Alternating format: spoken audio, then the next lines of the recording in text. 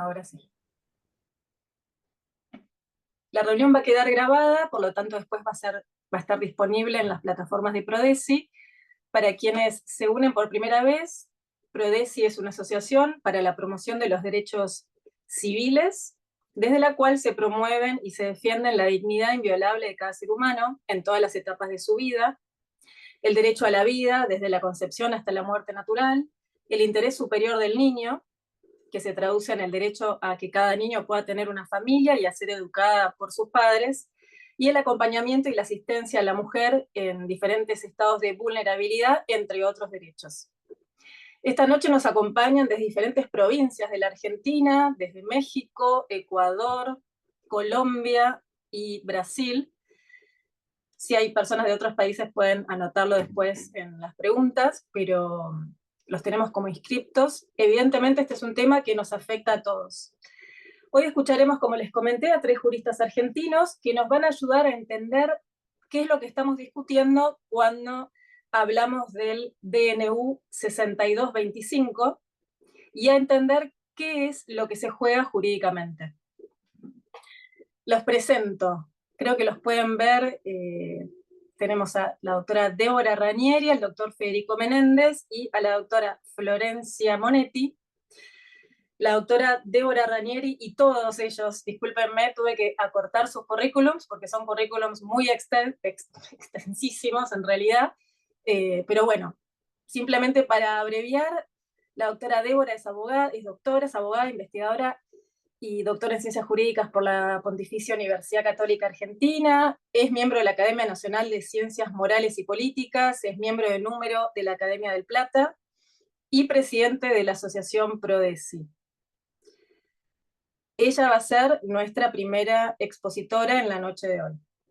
El doctor Federico Menéndez es abogado por la Universidad Nacional de La Matanza, diplomado en Teoría del Derecho y de la Argumentación Jurídica, máster en Derecho Administrativo y doctor en Derecho por la Universidad Austral, donde también integra el Consejo de Dirección de la Facultad de Derecho, coordina el máster en Derecho Administrativo y es miembro del Consejo Académico de dicha diplomatura también en la Universidad Austral. Actualmente ejerce como consultor de organismos de gobierno, asociaciones científicas, tanto nacionales como internacionales, sobre temas de derecho de la salud. Es autor de diversas publicaciones sobre regulación de derechos y salud también. Y la doctora Florencia Monetti, que nos acompaña desde la provincia de Córdoba, es litigante en dicha provincia, es doctoranda en Ciencias Políticas en la Universidad Nacional de Córdoba, cuyo tema doctoral es la ideología como mainstream contra la ciencia y los datos en las políticas públicas, la cuestión de la disforia de género en niños y adolescentes. Es miembro de Prodesi desde 2024.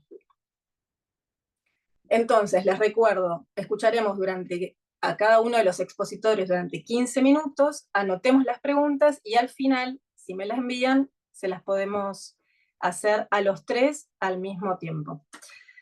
Sin más, te escuchamos, Débora. Muchas gracias, Marcela, por la presentación. Bienvenidos a todos los que se han sumado. Es un honor para mí, desde Prodesi, poder hacer este conversatorio junto a Federico y Florencia. Bueno, voy a compartir pantalla donde voy a referir de manera apropiada como pueda el marco jurídico que nos atañe a este tema. Pido disculpas a aquellos que no son del derecho porque hay cuestiones técnicas, jurídicas que me veo obligada a explicar. Voy a tratar de ser lo más sencilla posible. En primer lugar, tenemos que saber que el marco jurídico que atañe a esta temática podría abarcar 5 escalones. En primer lugar, la Ley de Identidad de Género de 2012, principalmente en sus artículos 5 y 11, que se refiere a los menores de edad. En segundo lugar, la reglamentación que en 2015 se hizo de ese mismo artículo 11.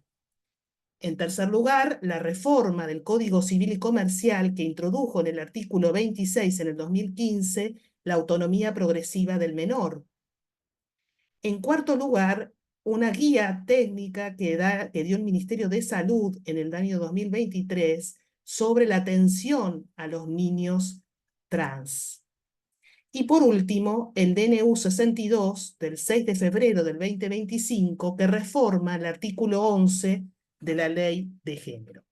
Muy bien, desarrollaré brevemente cada uno de estos puntos.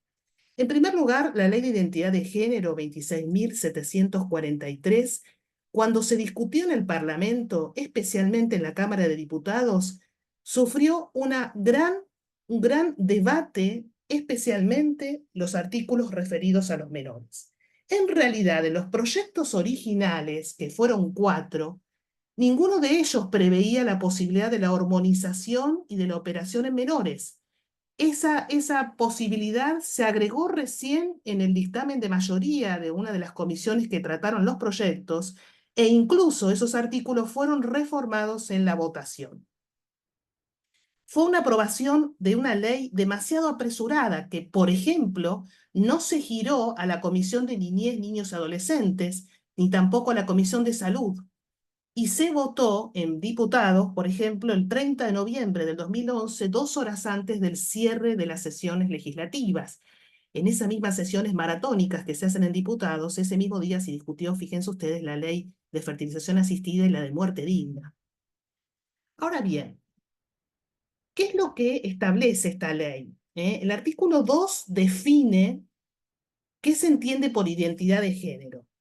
Es la vivencia interna e individual del género que cada persona siente, la cual puede corresponder o no con el sexo asignado al momento del nacimiento, incluyendo la vivencia personal del cuerpo, es decir, la autopercepción. Esto puede involucrar la modificación o no del cuerpo, y a su vez las expresiones como la vestimenta, el modo de hablar y los modales. Ahora bien, esta ley que tiene artículos que se refieren a adultos, en el artículo 5 menciona a los menores de edad, y dice lo siguiente: con relación a las personas menores de 18 años, pueden solicitar la rectificación del nombre o la partida de nacimiento a través de sus representantes legales y con expresa conformidad del menor, teniendo en cuenta los principios de capacidad progresiva, etcétera, etcétera. Cuando por cualquier causa se niega o sea imposible obtener el consentimiento de alguno de los representantes legales, se podrá recurrir a un juez que deberá resolver por vía sumarísima. Es decir, aquí lo que se pide es autorización de los padres, representantes legales, la conformidad del menor y, en caso de conflicto, la intervención de un juez. Cuando en el artículo 11 la ley prevé la posibilidad de intervenciones quirúrgicas totales o parciales y tratamientos integrales hormonales para los adultos, al establecer cómo se debe dar en menores de edad, remite a ese artículo 5. Y le agrega, y este fue un agregado que se hizo en la votación de la ley en particular: para el caso de la obtención de la intervención quirúrgica total o parcial, se deberá contar además con la conformidad de la autoridad judicial, que tendrá 60 días contados a partir de la solicitud. Ahora bien, ¿qué observaciones podemos hacer de esta ley? Son muchas, hay mucha doctrina que ha estudiado en detalle, pero yo me voy a referir a las más relevantes para que podamos entender el DNU que hoy nos convoca. En primer lugar, la doctrina ha criticado que estos cambios se producen con un trámite meramente administrativo y judicial excepcionalmente. En segundo lugar, respecto de los menores, no se establece una edad mínima desde que los menores pueden pedir estos cambios. En tercer lugar, hay una intención de lo que se llama la despatologización, que hace que entonces no se recurra a un diagnóstico respecto de estas personas para poder saber si lo que les pasa es realmente una disforia o es otro problema. En cuarto lugar, no hay registro ni seguimiento de todos los casos en los que la ley se aplicó a largo plazo en el sistema de salud argentino. Es decir, no hay registro, no hay manera de saber y de seguir qué pasó con esos casos, salvo casos aislados que están saliendo a la luz cada vez más. Bien, en el 2015 esta ley se reglamentó por un decreto donde se trató de especificar qué se entiende por los dos conceptos básicos, que es intervención quirúrgica y tratamientos hormonales integrales. Yo no me voy a leer esto porque es un montón, solamente vean la cantidad de operaciones que acá se prevén como cambio quirúrgico total y parcial, y al final del párrafo dice, esto tiene un carácter meramente enunciativo y no taxativo, es decir, puede haber otros tipos de operaciones. Y luego, tratamientos hormonales integrales se llama a aquellos que tienen por finalidad cambiar los caracteres secundarios que correspondan al sexo gonadal. Ahora bien, cuando se reformó el Código Civil y Comercial, allí se introdujo un artículo, y presto atención sobre este artículo porque este artículo es el que intentan citar cada vez que un menor de edad se acerca a un hospital bajo la ley de identidad de género, aplican este artículo como si fuese directamente aplicable al caso. Se presume que el adolescente entre 13 y 16 años tiene aptitud para decidir por sí respecto de aquellos tratamientos que no resultan invasivos, dice el artículo, ni comprometen su estado de salud o provocan un riesgo grave en su vida o integridad física. Si se trata de tratamientos invasivos, deberá el adolescente ir con el consentimiento de sus progenitores y se podrá resolver esto sobre la base de una opinión médica. Ven que acá abre la puerta a la intervención médica, pero aquí el tratamiento que no resulte invasivo. Y agrega que a los 16 años el adolescente es considerado como un adulto para las decisiones atinentes al cuidado de su propio cuerpo. Ahora bien, ¿qué pasó en el 2023 con el Ministerio de Salud y esta guía, que hay mucho para decir? Esta guía directamente coloca como atención a los adolescentes y a los niños una letra en su guía que contradice el mismísimo Código Civil. Los adolescentes entre 3 y 16, dice, pueden dar su consentimiento de forma autónoma según la evidencia disponible. No se trata de prácticas que puedan implicar un riesgo grave para su salud o su vida, a pesar de que reconocen de que es necesario informar que aún es escasa la evidencia científica conocida sobre las potenciales implicancias a largo plazo de tales intervenciones. Los niños y adolescentes menores de 13 años, o sea, menores, pueden brindar su consentimiento al menos con una persona adulta referente. Y aquí alude a la reforma de la ley 26.061, donde se dio un concepto de familia o núcleo familiar ampliado, fíjense ustedes lo que dice acá la reglamentación, podrá asimilarse al concepto de familia a otros miembros de la comunidad que representen al niño, niña, adolescente, vínculos significativos y afectivos en su historia personal. Es necesario tener en cuenta que el asentimiento implica el acompañamiento, es decir, pueden prestar su consentimiento. Y acá dice que si el niño se encuentra sin una persona adulta responsable, deberá procurarse el trabajo con los organismos de protección de los derechos en el marco de la corresponsabilidad. Es decir, esta reglamentación, que no es ley, contradice literalmente la letra del Código Civil. Bien, llegamos ahí al DNU. ¿Qué pasó entonces con este decreto de necesidad y urgencia en febrero de este año? Solamente el decreto de necesidad de urgencia 62 toma el artículo 11 y donde el artículo 11 de la ley de género dice que los menores de edad podrán hacer estas intervenciones de acuerdo al artículo 5, quita esa parte y dice las personas menores de 18 años no podrán acceder a las intervenciones o tratamientos a las que hace referencia el presente artículo. Es decir, este decreto no autoriza estas intervenciones ni con el consentimiento de los padres, ni con la venia de los médicos, ni con el consentimiento de un juez. En los considerandos del decreto se hace lugar a fuentes legales y a un informe técnico.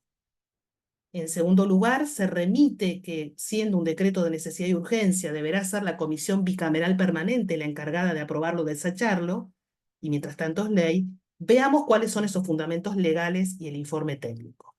En primer lugar, la Convención sobre los Derechos del Niño, cuyo artículo 3 dice que en todas las medidas concernientes a los niños que tomen las instituciones públicas o privadas de bienestar social, los tribunales, las autoridades administrativas o los órganos legislativos, una consideración primordial es la que atenderá al interés superior del niño. la ley 26.061 de protección integral de niños, niñas y adolescentes, en el artículo 9, garantiza el derecho a la dignidad de los niños y adolescentes como sujetos de derechos y de personas en desarrollo y su derecho a la integridad física, sexual, psíquica y moral. Bien, por último, este informe técnico que cita el DNU, que es de la Dirección Nacional de Abordaje Integral de Salud Mental del Ministerio de Salud, solamente el decreto cita algunas observaciones de ese informe, que son las siguientes. En primer lugar, este informe constata falta de conocimiento cabal respecto de los efectos a largo plazo de las terapias de hormonización. En segundo lugar, las decisiones que refieren a intervenciones o tratamientos sobre el propio cuerpo revisten una gran importancia. En tercer lugar, dice el informe, no es conveniente efectuar este tipo de procesos en los menores de 18 años, ya que aún no completaron su madurez neurobiológica y psíquica para comprender en su total magnitud la importancia de la decisión. Más allá de lo que dice el decreto, si uno va al informe, veremos que el informe cita abundante bibliografía científica, especialmente producida en el último año, en el 2024, y remite directamente al informe CAS del Reino Unido, que no me voy a detener allí porque lo va a explicar Federico. Por último, la razón de ser de por qué se elige la vía del decreto de necesidad y urgencia, el mismo decreto lo dice, esta medida resulta necesaria y exige su adopción de manera urgente, dado el riesgo al que se enfrentan los niños, ya que pueden verse vulnerados sus derechos fundamentales. Las referidas circunstancias excepcionales hacen imposible seguir con el trámite ordinario de sanción de las leyes. Muy bien, hecho este recorrido, dejo la palabra a Federico Menéndez y quedo atenta después a las preguntas que quieran hacer. Muchas gracias. Gracias, Débora. Para hacer un uso conservador del tiempo, vamos a compartir pantalla. Entonces, denme un segundo que pongo presentación. Entonces, perfecto. Aquí estamos. Les ruego que alguien me confirme si se está viendo. Si se está viendo bien. Se ve bien. Perfecto, gracias. Entonces, les cuento un poco de qué va la cosa del informe CAS, porque básicamente el informe CAS es un informe que ha sido tapa de varios diarios en Reino Unido, The Times, The Daily Mail, The Daily Telegraph, etcétera, The Guardian. Y es un informe que básicamente ha venido a ser una especie de bomba de hidrógeno a la literatura, llamémoslo entre comillas, científica que hay al respecto de las terapias de hormonización y de bloqueo de la pubertad. Entonces, ¿qué es lo que lo hace tan importante este informe? Bueno, trataremos ahora un poquito de hablar, por un lado, de qué dice el informe, es decir, cuáles son las principales conclusiones y la metodología que usaron, y previamente me interesa contarles cómo es que se llega a este informe, porque esto es de algo que viene de los años 70, con lo cual hay antecedentes que vale la pena comentar. Entonces, ¿cómo es que se llega a CAS? Básicamente esto es una organización arbitraria que se me ocurrió a mí, que me parece que es pedagógica, que es entender que hay un periodo inicial, hay un periodo de prevalencia de un protocolo, es el protocolo holandés, que ya lo comentaremos. Después el periodo de Tavistock y Portman, que son unos protocolos de investigación que se hacen en Reino Unido, que vienen a reemplazar, digámoslo así, al protocolo holandés. Y finalmente el periodo de CAS, que es la que nos encontramos ahora, digámoslo así, ¿no? Entonces, este periodo inicial es un periodo que va, digamos así, desde los años 70 hasta 1998, que es cuando aparece el protocolo holandés. En los años mediados de los 70, en Canadá, en los Países Bajos, empiezan a aparecer los primeros servicios de atención para niños que tienen disforia de género, ¿no? Así es el nombre técnico y así está citado en el informe. Entonces, es un periodo en donde básicamente se trabaja de manera terapéutica, donde no hay más de 10 pacientes por año en Reino Unido, no en Reino Unido, sino según las estadísticas que tienen y que cita CAS, no solamente en Reino Unido, sino también en Canadá y Países Bajos. Y de los cuales, de esos 10 pacientes, menos de 10 pacientes por año, solamente el 15% de esos pacientes persistía con una incongruencia de género al llegar su vida adulta. Entonces, por eso CAS lo que significa es que en ese periodo hay un tratamiento de tipo terapéutico, ¿no?, de la disforia de género. El tema es que el protocolo holandés viene a romper esa lógica de tratamiento terapéutico, sino que viene a hablar de terapias afirmativas, ¿no? Entonces, este periodo del protocolo holandés lo estoy mencionando de CAS, con lo cual quizás en otros países sea un poco distinto, pero en Inglaterra está vigente hasta el año 2011 el protocolo CAS y es de aplicación más o menos hasta ese año, que es reemplazado por otro. Y básicamente, el protocolo holandés es producto de Koen Kettenis, que es la mujer que aparece en la imagen, en donde ella básicamente trata de dar respuesta a los problemas o la mala gestión de salud mental de personas adultas que tienen disforia de género.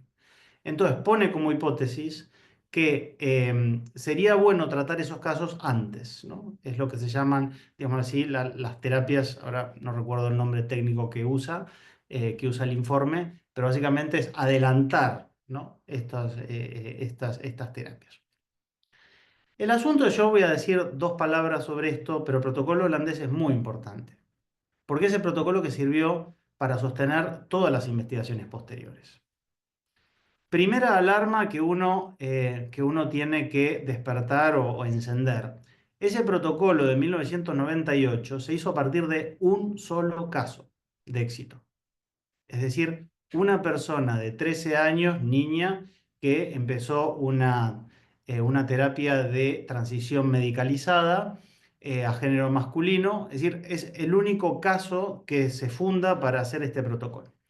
Años más tarde, ese protocolo se amplía y de un caso pasan a ser 111. Segunda alarma, de esos 111 casos no hay resultados. Solamente hay resultados, más bien lo voy a decir de otra manera, como para ir pasando por coladores. De esos 111 casos, hay resultados de 70 casos. De los otros 41, sencillamente no hay resultados, se desestimaron.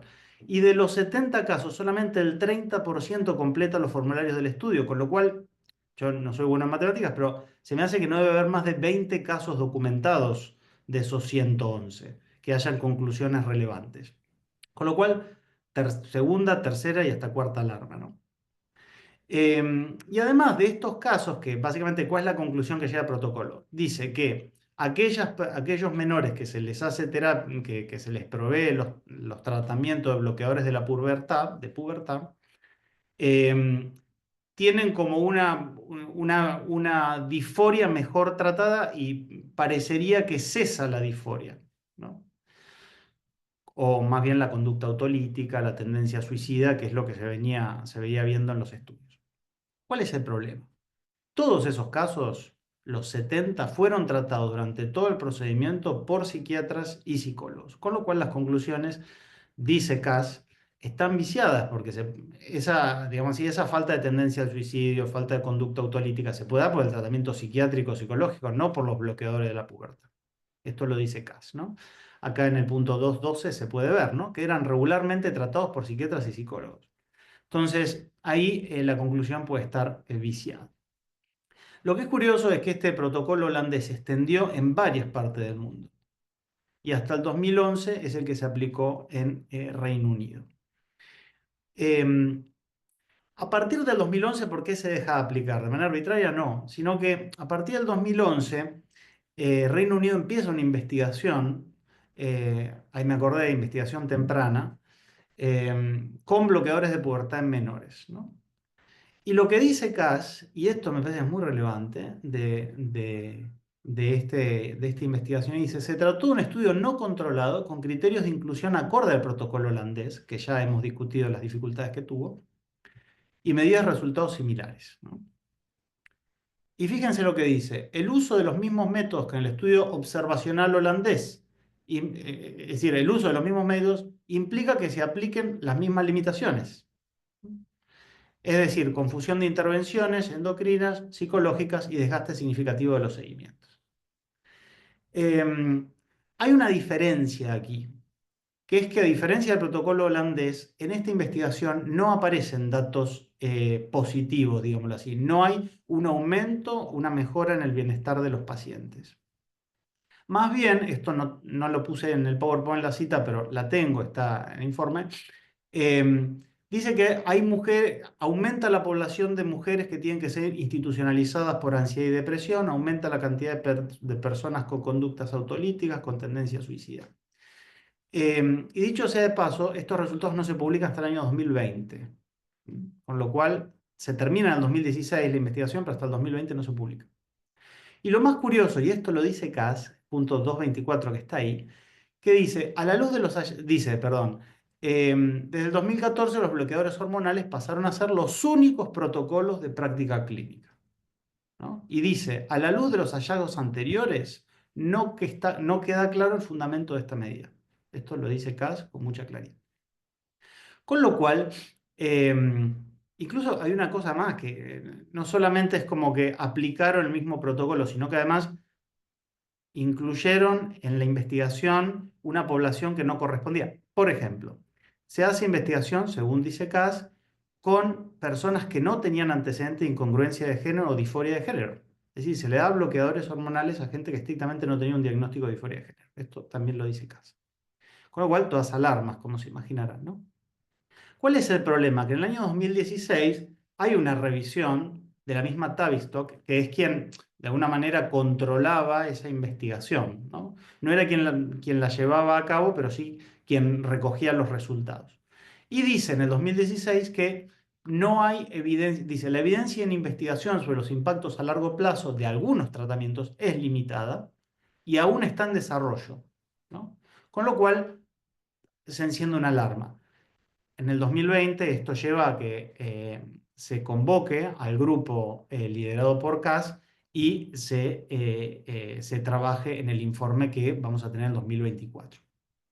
Y este es el periodo en el que estamos ahora, que es el periodo CAS, que básicamente en el 2020 se constituye el equipo, en el 2022 hay un informe preliminar muy contundente, y en el 2024 se produce el informe final, que es el que apareció en las tapas de los diarios.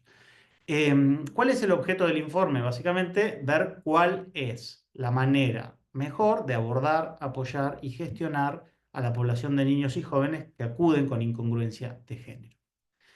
Que básicamente es bloqueadores de pubertad y hormonización. Trabaja esas dos cosas el informe. Un pequeño detalle. El informe CAS no es un informe más. El informe CAS revisó la situación de más de 113.000 pacientes de 18 países. Revisó, además que el equipo estaba compuesto por lo menos 17 miembros, psiquiatras, especialistas en salud pública, servicios de desarrollo de identidad de género, endocrinólogos, académicos, especialistas de ética médica, farmacéutica, etc. Y además pasó por el doble ciego de pares de la Universidad de York. Se revisaron más de 28.000 registros. Es decir, el informe, si uno lo quiere leer entero, es imposible. Porque solamente el informe son 350 páginas a doble columna, letra chica, y además eso uno le tiene que vincular toda la bibliografía de fuente, ¿no? Que son los artículos, que son más de 28.000 registros. Con lo cual es imposible leerlo. Como trabajo académico me parece excepcional realmente. Yo me saco el sombrero del trabajo que han hecho y por eso se entiende que fueron 4 años, ¿no es cierto? Entonces, ¿cuáles son las conclusiones? La primera es que no hay evidencia científica sólida para afirmar que los bloqueadores de la pubertad y la hormonización sean efectivos y seguros, ¿no? Dice, parecería que se dijo, una de las razones es que mejora la salud mental y evita la disforia de género. No hay evidencia con contundencia que soporte esta afirmación, ¿no? Con lo cual, lo primero que uno puede decir es que ya esto justifica todo el informe, ¿no? Me parece que ya tan solo con esto uno puede justificar todo el informe. Además dice que, no puse todas las citas, ¿no? Digo, seleccioné algunas, pero además dice que las directrices de las políticas públicas que se siguieron no se basan en estándares científicos. Otra cosa que no aparece aquí porque no lo quise poner, en fin, porque no me daban las diapositivas, la verdad, pero manifiesta el informe que no ha habido cooperación de los servicios de atención de personas con disforia de género hacia el informe, más bien que fueron hostiles, ¿no? Dice que una de las cosas es no hay una materia en la cual haya más miedo de hablar, dice el informe en las primeras páginas, en su introducción, que sobre estos temas. Y decía, decepcionante la falta de evidencia, la hostilidad que hemos recibido, etc. No lo dije, pero el informe no solamente hace una revisión académica, sino que además hace entrevistas de pacientes, de médicos, de familiares, de profesionales que no son de atención, pero que tienen algo para decir al respecto, ¿no? Bien. No está acreditado que el tratamiento ni de la hormonización ni del bloqueo de pubertad mejoren la tendencia al suicidio. No está aprobado. Esto es el aumento de las personas que acuden a consulta de disforia de género, ¿no? Hay un aumento exponencial. Desde el año 1990, que se atendían menos de 10 pacientes por año, hasta la fecha que está ahí, que es el 2016, aumenta, yo acá tenía el dato, 3.500% los casos, de menos de 10 a 3.782 personas. Y además hay un aumento exponencial desde 2014, que es cuando se empieza a aplicar solamente el protocolo de Tavistock y Portman, ¿no? Bien. Con lo cual, evidentemente, esto no puede sacar muchas conclusiones al respecto, ¿no? Bien. Después, lo que habla también el informe es que parecería que en el único supuesto que puede darle carta de ciudadanía, digámoslo así, a estos bloqueadores de la pubertad y la hormonización es en contextos de investigación, ¿no? Solamente en algunas circunstancias es razonable someter a los pacientes a un tratamiento así. Fíjense que lo dice el informe implícitamente, pero todos estos años se ha experimentado con pacientes, porque no hay evidencia científica sólida, las directrices no están fundadas en evidencia, con lo cual se ha venido investigando. Incluso, también lo dice el informe, es muy deficitaria la información que hay en todos los departamentos y los servicios de atención de personas con disforia de género y con incongruencia de género. Muy anárquica, no está todo documentado, parece que no hay protocolos, cada médico actúa un poco con su manual, sin seguir una directriz clara, con lo cual eso fue levantado en una de las auditorías que hacen a los servicios. Bien.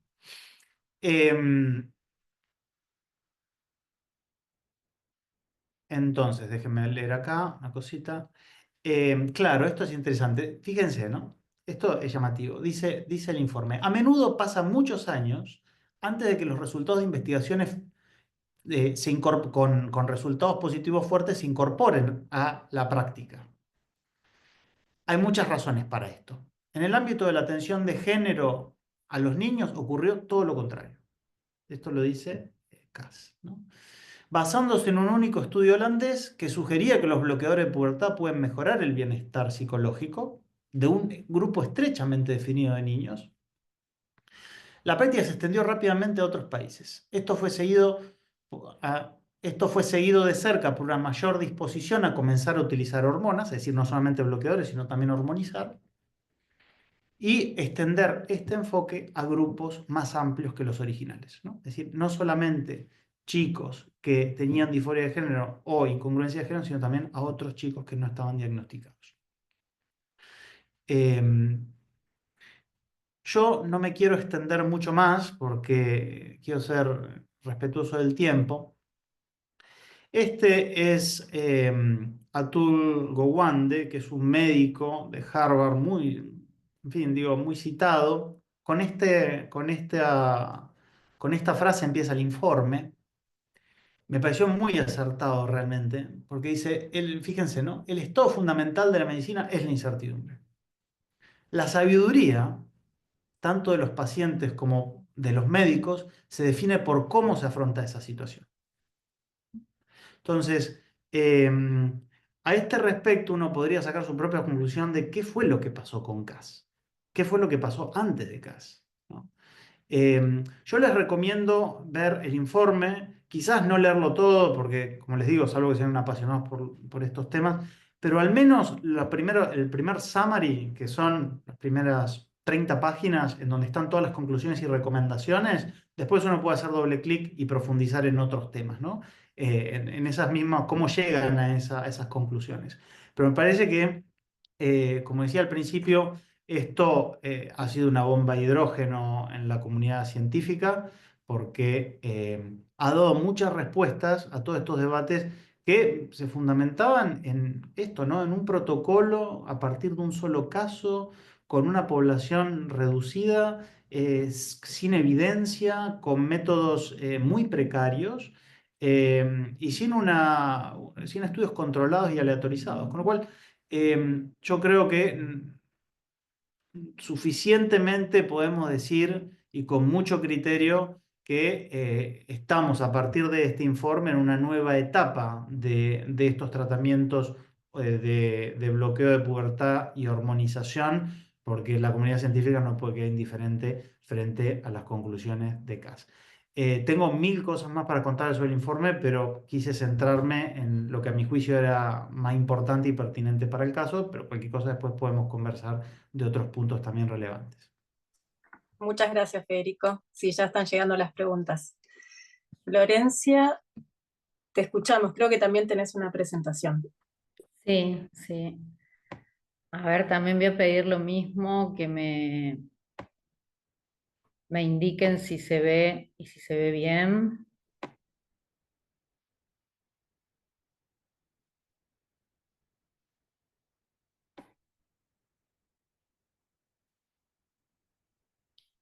¿Se puede ver bien? Se ve, sí. Bien, antes de empezar un poco con mi presentación, les quiero compartir, yo veo que hay algunas mamás de familias que conozco. Eh, Estoy haciendo un doctorado sobre este tema, más que nada súper conmovida por el tema y de hecho hoy a la mañana acompañé a una mamá al Hospital de Niños de Córdoba con su hijita de 12 años, eh, miembro de la agrupación Manada, que agrupa a familias con este desafío de sus niñas, digo niñas pues son casi todas nenas, con disforia de género. Esta familia, obviamente, como papás conocen a su hija, tiene trastorno límite de la personalidad, tiene algunas, está en proceso de diagnóstico un leve autismo y traumas posteriores. Y hoy nos encontramos en el sector de adolescencia del Hospital de Niños con dos doctoras ginecólogas que cuando nos abrieron su historia clínica decía un nombre de varón, varón trans. Entonces el pedido de la mamá era prudencia, es una niña, estamos esperando que se la diagnostique bien. Una psicóloga está trabajando con ella hace 6 meses y este nombre que pone en su historia clínica es luego de una sola entrevista que tuvo con el área de ese hospital, ¿no? Entonces, ¿por qué menciono esto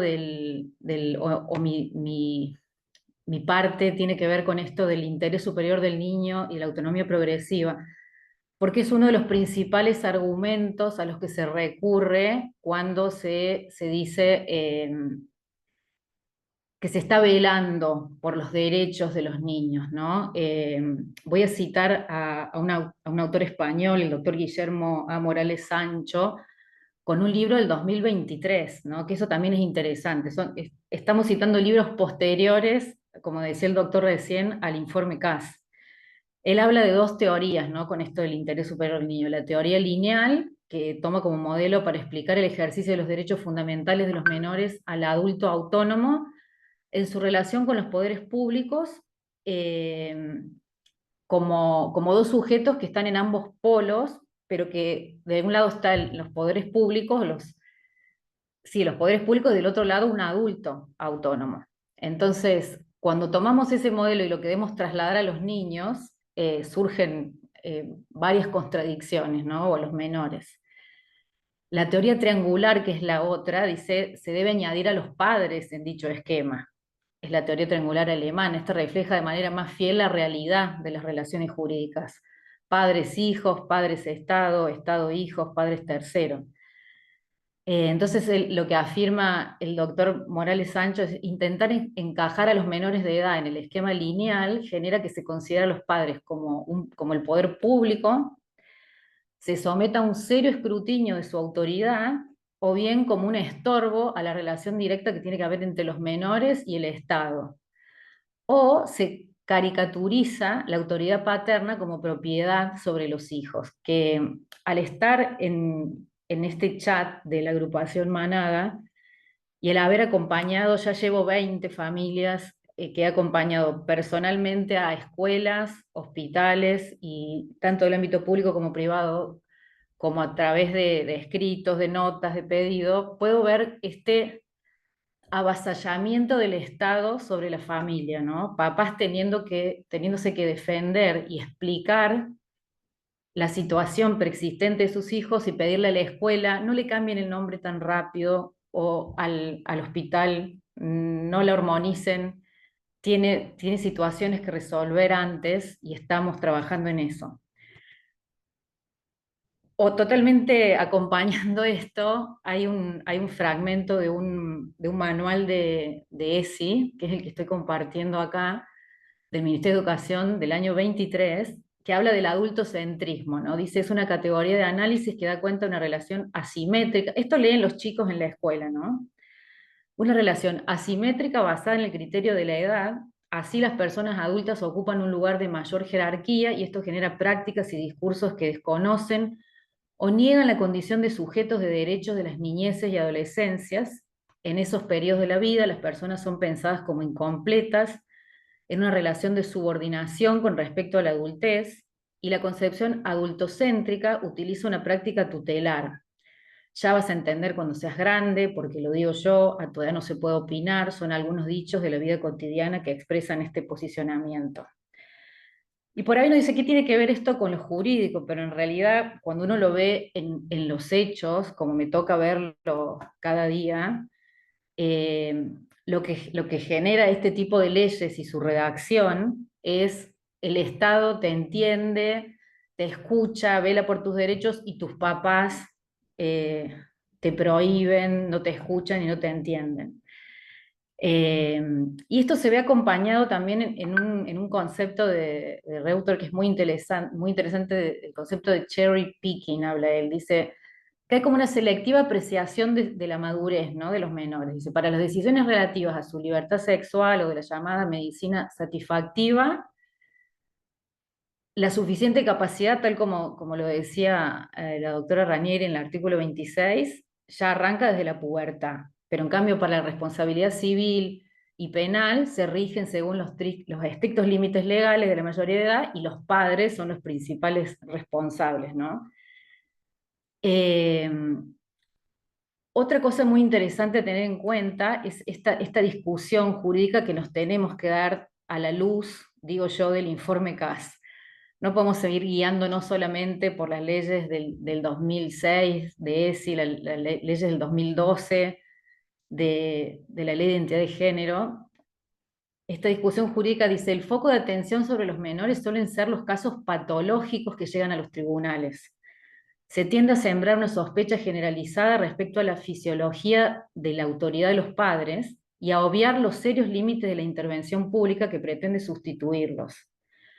El conocimiento del terreno que tienen los padres respecto de sus hijos, por la estrecha convivencia con ellos y los lazos biológicos y familiares, El sacrificio diario que la crianza implica y la continuada voluntad de contribuir al pleno desarrollo de sus hijos los coloca en una situación inigualable para velar por su bienestar general. De allí su posición privilegiada en comparación con las autoridades administrativas y judiciales. Y vuelvo a lo mismo, ¿no? ¿Quién mejor que la familia para comprender y para acompañar estas situaciones, pedir prudencia, pedir reflexión? Y en los casos de las personas que desisten o de transicionan, que los hay y los está viendo cada vez más, cuando vuelven después de todo el recorrido con su cuerpo dañado, hormonodependiente y con problemas de todo tipo que los informa y los detalla el informe CAS, problemas circulatorios, problemas de menor densidad ósea, etcétera, etcétera, los que están ahí para recibir de nuevo y para velar y para cuidar y acompañar y tratar de sanar son los padres, es la familia. No son ninguno de los organismos, ni federaciones, ni organizaciones que acompañaron, apoyaron y alentaron esto. La Convención sobre los Derechos del Niño define el interés superior. Dice, todas las medidas respecto del niño deben estar basadas en la consideración del interés superior del mismo. Esto está en nuestra Carta Magna. Es una convención que está incluida en nuestra Constitución Nacional. Corresponde al Estado asegurar una adecuada protección y cuidado cuando los padres y madres u otras personas responsables no tienen capacidad para hacerlo. Les aseguro que en mi experiencia diaria, las familias, las más de 700 familias que pasaron ya por la agrupación que acompaño, sí tienen capacidad, sí tienen preocupación y tienen un enorme anhelo por el bienestar de sus hijos. Como pocas veces lo pude ver tan de cerca. No voy a repetir esta descripción de la capacidad progresiva que hace el artículo 26 de nuestro Código Civil y Comercial. Simplemente menciono un poco lo que mencionaba la doctora Reanieri también, esta guía para los equipos de salud del Ministerio de Salud de la Nación del 2020, haciendo alusión a esto que hablo, ¿no? de correr a un costado a los padres y el Estado entrometiéndose, ¿no? El artículo 26 y la ley de identidad de género, la misma ley de identidad de género, habla de progenitores. La guía de salud del Ministerio de Educación de Salud de la Nación dice personas que ejerzan formal o informalmente roles de cuidado, personas allegadas o referentes afectivos. ¿Qué produjo esto en los hechos? De nuevo, referentes afectivos que acudan a centros de salud antes del DNU, personas menores de edad con un referente afectivo, un amigo de 18 años transicionando, y eso bastó. Eso fue suficiente para comenzar el tratamiento. Bueno, acá hago que notes esta sustitución, ¿no? De la palabra original progenitores por la de referentes afectivos. Voy a concluir aquí también para ser respetuosa del tiempo y no repetir un poco, pero acá están la reglamentación del artículo 11, que es el que está en cuestión en el DNU, pero menciona todos los distintos tipos de operaciones, y me quedo con el interés superior del niño tal como lo menciona el DNU, y cita a la convención de la que hablábamos al comienzo. En todas las medidas concernientes a los niños que tomen las instituciones públicas o privadas de bienestar social, los tribunales, las autoridades administrativas o los órganos legislativos, una consideración primordial a que se atenderá será el interés superior del niño, que conforme al precitado artículo, que es el 3, nuestra nación se comprometió a asegurar al niño la protección y el cuidado que sean necesarios para su bienestar, teniendo en cuenta los derechos y deberes de sus padres, tutores u otras personas responsables de él ante la ley, y a ese fin tomar todas las medidas legislativas y administrativas adecuadas. Siento que este es el verdadero interés superior del niño, especialmente a la luz del informe CAS.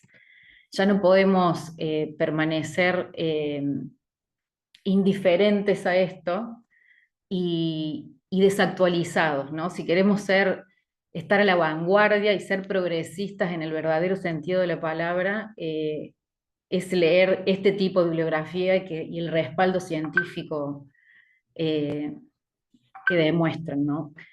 Con esto concluyo y hago un llamado a que se escuche a esta otra parte de nuestra comunidad que tiene niñas y niños sufriendo y padres tutelando, como la ley y nuestra constitución se los manda y los prioriza. Gracias. Muchísimas gracias, Florencia. Muchísimas gracias a todos los expositores.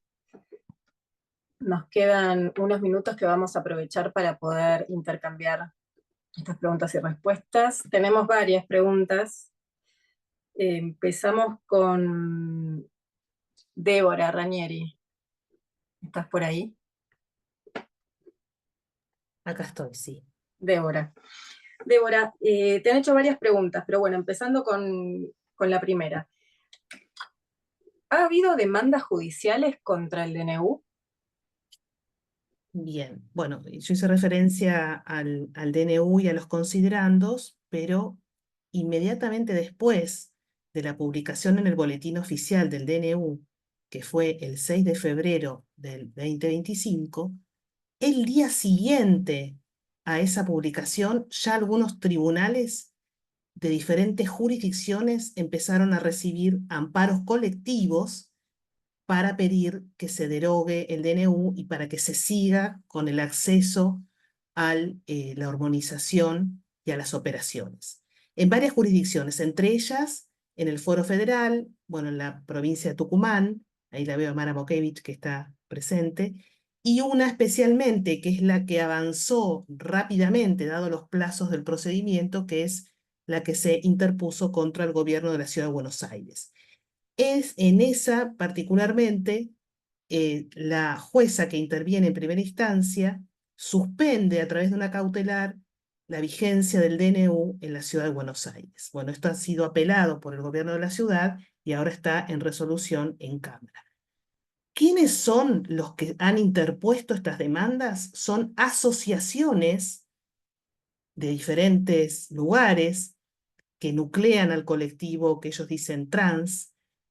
No hay casos concretos que demuestren que ha habido un perjuicio por la existencia de este DNU. Esto se llama lo que se conoce como litigios estratégicos. Y lamentablemente, digamos, con la posibilidad de los amparos colectivos, se les ha dado la legitimidad activa a estas asociaciones. Esto abre la puerta entonces a todo un derrotero jurídico que vamos a pasar en Argentina en torno a esta temática, que a mi modo de ver es saludable porque pone en agenda y en discusión un tema que nadie se conocía o que nadie hablaba. Esto da lugar entonces a que ahora los jueces, las distintas instancias judiciales, peritos, testigos y diferentes medios probatorios puedan acercarse a estas causas para mostrar de qué estamos hablando cuando nos referimos a esta problemática y qué es lo que la ley de género en torno principalmente a los menores ha generado en estos más de 10 años de vigencia. Creo yo que el DNU tiene una fundamentación adecuada, el medio elegido es adecuado, como decreto de necesidad y urgencia, y sobre todo se basa en bibliografía y en informes, además del informe CAS, muchísima bibliografía que cita el mismo informe técnico que les dije antes, que da cuenta de la comunidad científica que de manera alarmante está diciendo sencillamente, paremos con esto que venimos haciendo, detengámonos a ver, no está probado que esto sea lo mejor, no avancemos en el sentido que veníamos porque podemos dañar a muchos menores y debemos como rever nuevamente qué se puede hacer en estos casos. Yo me animo a preguntar a Federico, y ahora paso yo una pregunta porque sí me quedó, Federico. Te agradezco mucho que te hayas tomado el trabajo de leer todo ese informe tan extenso. Aquí está la doctora Selmira Bottini, que también es una experta en el tema. Si el informe CAS da cuenta de daños que estén comprobados en este ejercicio médico de bloqueadores de la pubertad y de hormonización en menores, ¿hay ya certeza médica de que estos tratamientos han generado daños comprobados por la ciencia o solo lo dejan hipotético, que podría llegar a pasar? Entonces, así con la contundencia que habla de que no hay evidencia científica probada de los beneficios, así a ese nivel de certeza no dice que hay daños probados, al menos de lo que yo he leído, pero es una revisión muy parcial la mía, ¿no?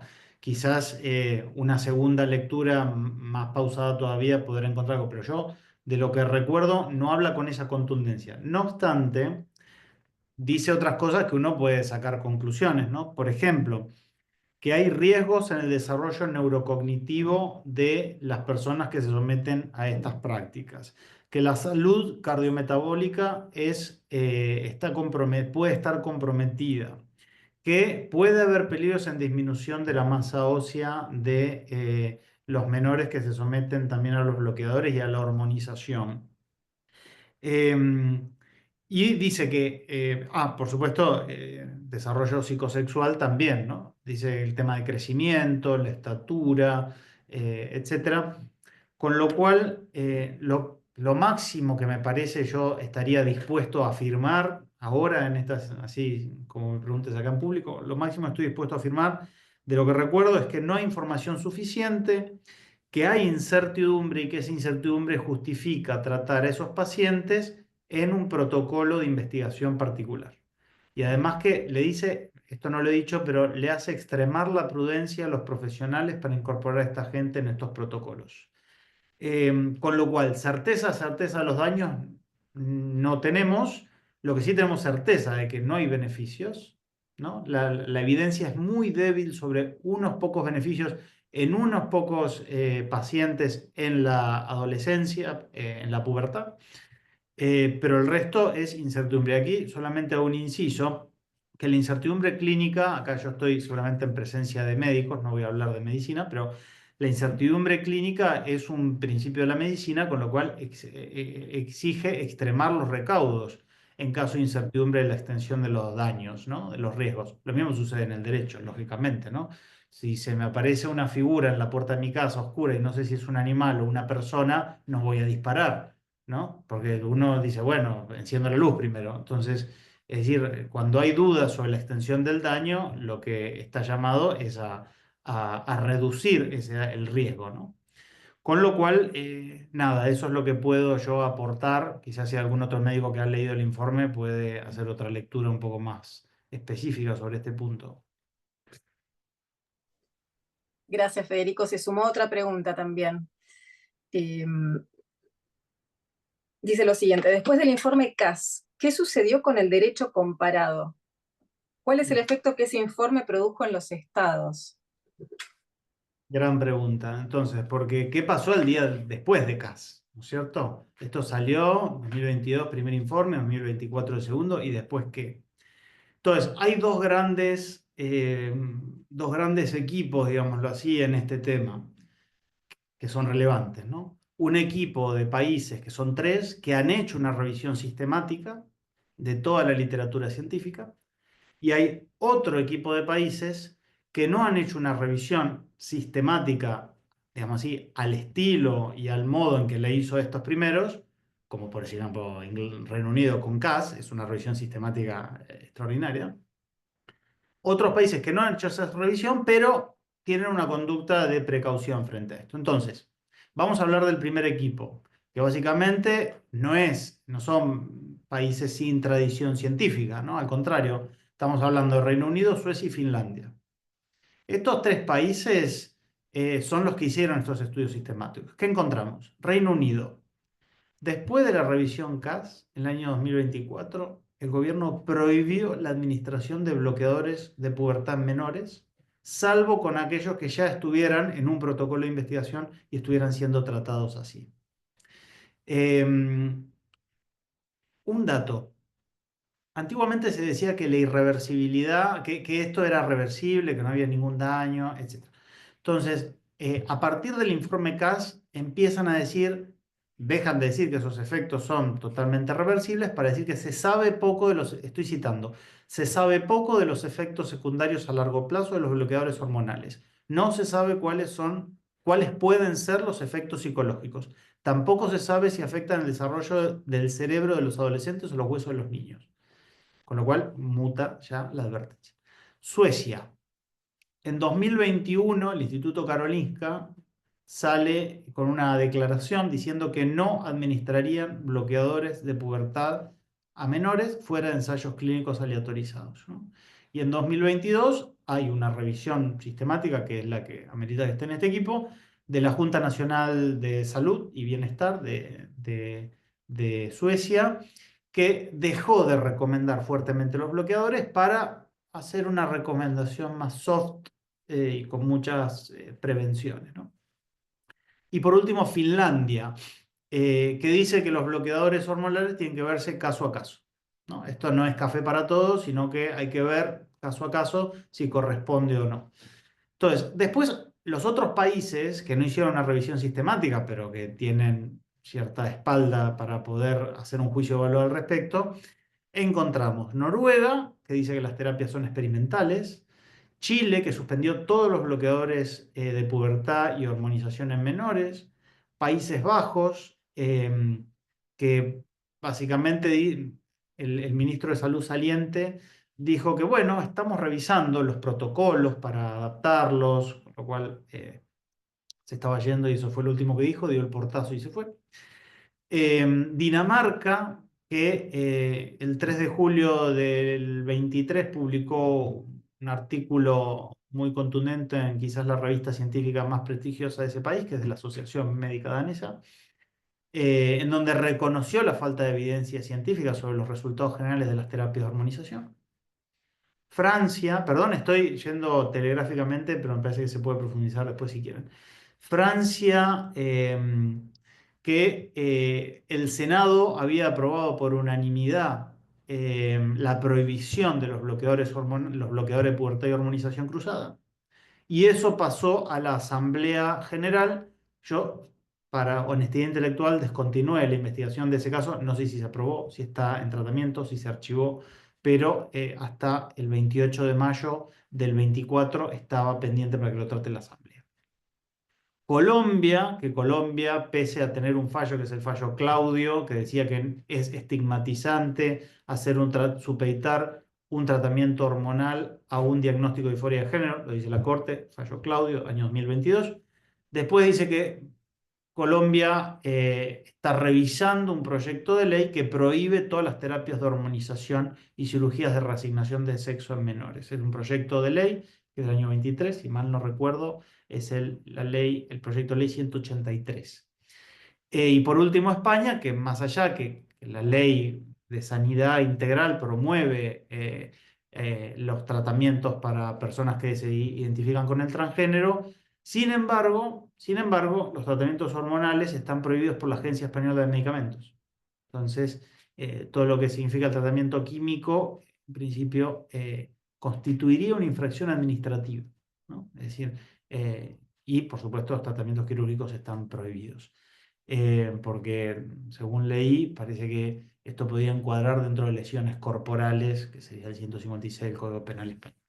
Así que yo solamente dejo ahí el dato de qué postura va a seguir Argentina después de esto, ¿no? ¿En qué equipo se quiere alinear? ¿De aquellos que han hecho una revisión sistemática, de aquellos que no la han hecho, pero sin embargo adoptan una postura así de precaución? ¿O si sencillamente taparnos los ojos y pensar que toda esta evidencia es un trabajo un poco sesgado, con muchas, en fin, prevenciones, etcétera, ¿no? Solamente un último detalle que no lo dije en la conferencia, pero me parece relevante. El informe CAS, cuando hace el relevamiento de todos los casos, dice que no solamente la cantidad de casos, sino se ha hormonizado gente de 3 años, por ejemplo. Entonces, y se han hecho terapias bloqueador de pubertad desde esa edad. Con lo cual, me parece un dato no menor eso. Nada, es todo cuanto puedo informar ahora. Muchas gracias, Federico. Hay unas preguntas también para Florencia Monetti, no sé si estás. No te Sí, veo. sí, sí ¿Sí? estoy. Bueno, citaste que acompañan familias y que están están en el día a día de estas familias con esta problemática. Hay varias preguntas que se han hecho, pero bueno, en principio, a raíz del DNU, hay una pregunta que tiene que ver con si, a partir de la vigencia del DNU, si los procedimientos se cortaron en aquellas personas que estaban accediendo a los protocolos de hormonización, si eso es así. Si en Argentina, de acuerdo a tu experiencia, se siguen los lineamientos que el informe CAS considera como cuestionables, y en principio esas dos, porque después las otras son un poco más largas. No, a la primera, el DNU rige desde su publicación y de ahí en adelante. Por eso un poco estos amparos tan inmediatos llaman la atención porque hablan de derechos adquiridos que se quitan y de personas que están en peligro su vida porque se les cortan tratamientos, cuando en realidad el decreto no afecta los tratamientos que estaban en curso y que habían comenzado con anterioridad al DNU. Entonces, es desde el DNU en adelante. Entonces, es esa parte de la demanda y de los amparos no tiene respaldo en lo real porque no es así. A la segunda pregunta, nosotros nos reunimos hace muy poquito con el ministro de Educación y en breve de Salud de Córdoba. Nunca habían escuchado hablar del informe CAS, no lo leyeron, les hicimos una presentación en el Ministerio de Educación con los recortes de diarios que mostró recién Federico, que salió en todos los diarios del mundo, no sabían de su existencia. Entonces, coincido con Débora en que por lo menos esté en agenda la conversación, al menos en lo jurídico, hace que obliga a todos los profesionales de todos los rubros a informarse, a actualizarse y a estar a la vanguardia, porque es un informe que terminó en abril del 24, pero los funcionarios, por lo menos de mi provincia, no estaban al tanto de su existencia, entonces no se rigen bajo los protocolos del informe CAS para nada. Muchas gracias. Y la última, Florencia, a raíz del informe CAS, ¿se pueden pensar en demandas al Estado justamente por esto que podría parecer una especie de experimentación con menores durante tanto tiempo? Sí, esto lo podemos contestar en conjunto con Débora también, pero obviamente que hemos estado analizando, hay diferentes vías, pero el caso por caso, la jurisprudencia de lo que viene pasando y las familias teniendo que judicializar para defender a sus hijos ante la intromisión del Estado, sin duda va a sentar precedentes. También se está evaluando declarar la inconstitucionalidad de la ley, porque cuando uno lee el contenido de nuestra Constitución y sus tratados que forman parte de ella y cómo se reitera la prioridad de los padres y después ve lo que genera esta ley en los hechos, cambio de nombre sin que los papás sepan, historia clínica con nombre de varón y que los papás se enteran en el momento y tienen que rogar al hospital que no cambie el nombre, evidentemente la posibilidad del planteo de la inconstitucionalidad de la ley está, y también se baraja la posibilidad de una acción colectiva, porque son muchas familias afectadas por una ley pésimamente redactada y una política pública que no tuvo en cuenta esta realidad de cómo afecta a las familias y a nada menos y nada más que nuestros niños. Entonces sí, por supuesto que hay elementos para judicializar la situación, sí. Gracias, Florencia. Y termino con Débora, que justamente a raíz de los amparos que se presentaron, nos preguntaron sobre qué valor puede tener una opinión consultiva emitida por la Corte Interamericana, que parece citada como fuente de derecho en algunos de estos amparos, y que se le invoca contra el DNU 6225. Bien. Bueno, una de las de los elementos que vemos en las demandas, son demandas que están en expedientes públicos, que hay acceso, ¿no? Todo el mundo puede acceder, es una gran presencia de una catarata de normas que se citan, de tratados internacionales de derechos humanos, de opiniones consultivas, de la Corte Interamericana, de fallos y jurisprudencia que nada tienen que ver con este tema, absolutamente nada, solamente se citan como para llenar hojas y hojas y hojas. Entonces, a la hora de contestar estas demandas, los que lo tienen que hacer, que en este caso es el Estado, tienen que meticulosamente leer cada una de estas fuentes y advertir por qué no es una fuente vinculante. Entre ellas, la opinión consultiva número 24 de la Corte Interamericana, que es una opinión, fíjense ustedes, que la Corte Interamericana le da a Costa Rica, que le pide a la Corte que diga si el no permitir el casamiento entre personas del mismo sexo vulnera o no un derecho humano. Ante esa petición, la Corte Interamericana da la opinión consultiva 24, una opinión consultiva extensísima, fojas y fojas larguísimas. Si uno lee con atención esa opinión consultiva, nada dice sobre esta problemática que nosotros estamos estudiando y analizando. Sin embargo, citan esa opinión consultiva en la demanda como fundamento de la petición de lo que están contra el DNU. ¿Se entiende? Entonces, hay siempre todo un discurso que es muy mentiroso, que les aseguro que hay que desandar. Por otro lado, las demandas hemos visto que citan informes de academias o de la Asociación de Endocrinología o de Pediatría. Ahora, cuando vamos a esos informes y vemos la literatura que esos informes citan, es literatura ideológica, es decir, no está aprobado. Incluso algunas de ellas hasta reconocen que hay daños probables y que no hay certeza en lo que se está haciendo. Lo reconocen esos mismos papers. Claro, sin embargo, citan solo la parte que dice en este discurso que se ha montado de que lo mejor que se puede hacer con un niño o niña con esta problemática es intervenir su cuerpo, bloqueando su pubertad, hormonizándoselo, sin tener en cuenta la salud integral de la cual tanto se habla, que es prioritariamente la salud mental.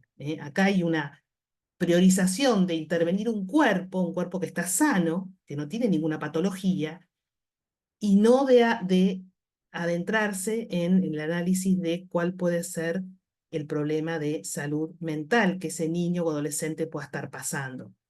Creo, Federico, si no me equivoco, que en gran medida el informe CAS, en las recomendaciones que da, prioriza, ¿no es cierto? Prioriza este tratamiento en salud mental y no hacer hincapié en la intervención del cuerpo. Y en tal sentido aprovecho para darle la palabra a la doctora Selmina Bottini de Rey. No sé si Selmina te animás. Tuve la posibilidad de escucharte el viernes pasado en la academia, el Instituto de Bioética, donde también has hecho un estudio del informe. Si querés agregar algo sobre esto, vos sos pediatra. Bueno, gracias, ¿Cómo Débora. estás? ¿Cómo estás? No, me pareció interesantísimo todo lo que presentaron. Solamente agregaría algo como complementando lo que dijo el doctor Menéndez. En el informe CAS se tratan de estudiar las lagunas que se han planteado desde lo científico y por eso se le da tanta letra, digamos, y tanto espacio al tema de los bloqueadores. Y se llegan a determinadas conclusiones que él las manifestó muy bien. En el informe CAS está bien claro también uno de los problemas más grandes que tienen los bloqueadores, que es cómo alteran la densitometría ósea en un momento crucial como es la adolescencia, donde se producen justamente los depósitos de calcio que van a servir para todo el resto de la vida. Eso lo reafirma. No hace tanto hincapié en los efectos adversos y secundarios, o por lo menos efectos adversos de las hormonas, de las hormonas cruzadas. ¿Por qué? Y porque eso ya está recontraprobado. Ahora, me parece interesante recordar que el Ministerio de Salud sacó un documento de consenso en el año 2023, que es el que se está utilizando en la Argentina. Y en ese documento de consenso también reconocen los problemas que tienen los bloqueadores, desde lo médico. Y por eso, cuando en el mundo se recomienda empezar con la hormonización cruzada a partir de los 16 años, en ese documento de consenso dicen es preferible empezar a los 14 años, justamente por los problemas que tienen los bloqueadores. Es decir, es un reconocimiento por todos lados de los problemas de los bloqueadores.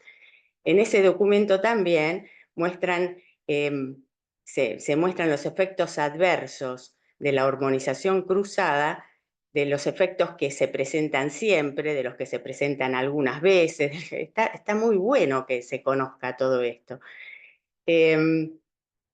Respecto a algo que dijeron recién, ¿qué dijiste? Ay, se me fue. Pero que vos decías... La cuestión de salud mental, ¿no es cierto? Eso, El gracias. acompañamiento. Hace mucho hincapié el informe CAS en hacer diagnósticos. Lo que nos falta en montones de ocasiones de los chicos que tienen esta incomodidad, digamos así, con su género y demás, incongruencia, no llega incongruencia muchas veces en los adolescentes, sobre todo en los púberes chicos, momento de altísima vulnerabilidad, es que no se llega a un diagnóstico, directamente por alguna frase, como comentó la doctora Monetti, creo que era Monetti, que el apellido es Monetti, ¿no? Que de la chica que había acompañado en Córdoba, al hospital de Córdoba esta mañana, con una consulta directamente ya se empiezan a hacer tratamientos o se los pone en un camino. En el informe acá se recomienda muchísimo todo lo que puede ser el diagnóstico, y que el diagnóstico no lo puede hacer únicamente un clínico, sino que tiene que haber un equipo de trabajo, porque las comorbilidades, sobre todo en el área de salud mental, son muy vastas.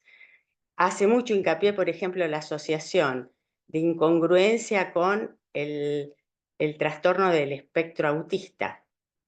Con todo, es impresionante. En el seguimiento que yo he podido hacer de acompañamiento de estas chicas, porque como dijo también Monetti, son muchísimo más las mujeres que sufren todo esto, y hay explicaciones a esto, no es porque sí, ni es por magia que les pasa. Siempre hay antecedentes, siempre hay cuestiones que le han pasado a esa chica, siempre hay en ese momento de altísima vulnerabilidad algunos factores que influyeron. Respecto a lo que dijeron de qué va a pasar en la Argentina, personalmente creo que la batalla va a ser muy dura. La Sociedad Argentina de Pediatría a fin de febrero o los primeros días de marzo sacó una declaración diciendo que el informe CAS era sesgado, qué sé yo, era en media, después con otro párrafo se contradecía de eso, pero ya están poniendo posiciones.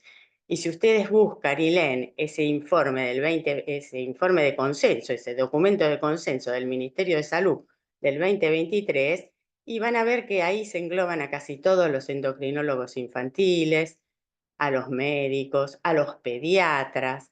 A mí me llama poderosamente la atención mis colegas, como el juicio crítico se ha medio como obnubilado. Hay muchísimo para trabajar en esto. No mucho más.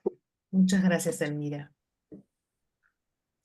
Bueno, muchísimas gracias a todos. Gracias, Elmira, por tu intervención, dándonos un panorama también sintético.